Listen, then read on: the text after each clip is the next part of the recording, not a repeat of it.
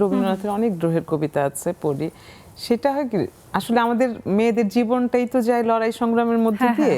তো যখন একটু আয়েশ করে বসি আমরা, তখন আসলে প্রেমে থাকতেই পছন্দ করি। তবে এটাকে আবার যোগ করতে হয় যে রবীন্দ্রনাথ, ওই যে আমরা যেটা বলছিলাম যে কোথায় বা কোন প্রসঙ্গে তিনি লিখেননি, এমনকি নারী পুরুষের যে মানভিমান, খুনসুটি, ঝগড়া, সেটাকেও তিনি সবকিছু নিয়ে উনি লিখেছেন, মানে কবিতায়, গল্পে মানে ওনার লেখায় জীবনের সকল বিষয়ই এসছে। আমাদের প্রকৃতির সবকিছু তুলে ধরেছেন উনি।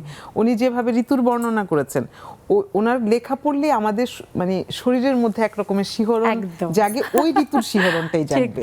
বর্ষা বা বসন্তে, বা উনি বসন্তকে যেভাবে দেখিয়েছেন, বা বর্ষাতে যে বর্ষার কবিতাগুলো পড়লে মানে এমনিতেই মন বিরহে কাতর হয়ে যাবে। আবার বসন্তের কবিতায় মনে হয় ফুলের গন্ধ পাচ্ছি, খুব হয়ে যাব আমরা, বিগলিত হয়ে যাব, এমন করেই লিখেছেন।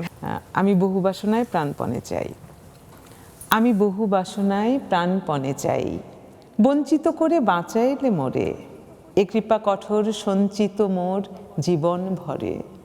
না চাহিতে তুমি যা করেছ দান, আকাশ আলোক তনু মন প্রাণ, দিনে দিনে তুমি নিতেছ আমায় সে মহাদানেরই যোগ্য করে, অতি ইচ্ছার সংকট হতে বাঁচায় মোরে। আমি কখনো বা ভুলি, কখনো বা চলি তোমার পথের লক্ষ্য ধরে, তুমি নিষ্ঠুর সম্মুখ হতে যাও যে সরে, এ যে তব দয়া জানি জানি হায়, নিতে চাও বলে ফিরাও আমায়, পূর্ণ করিয়া লবে জীবন তব মিলনের যোগ্য করে, আধা ইচ্ছার সংকট হতে বাঁচায়ে মোরে। আমি বহু বাসনায় প্রাণপণে চাই, বঞ্চিত করে বাঁচাইলে মোরে। বাহ, চমৎকার।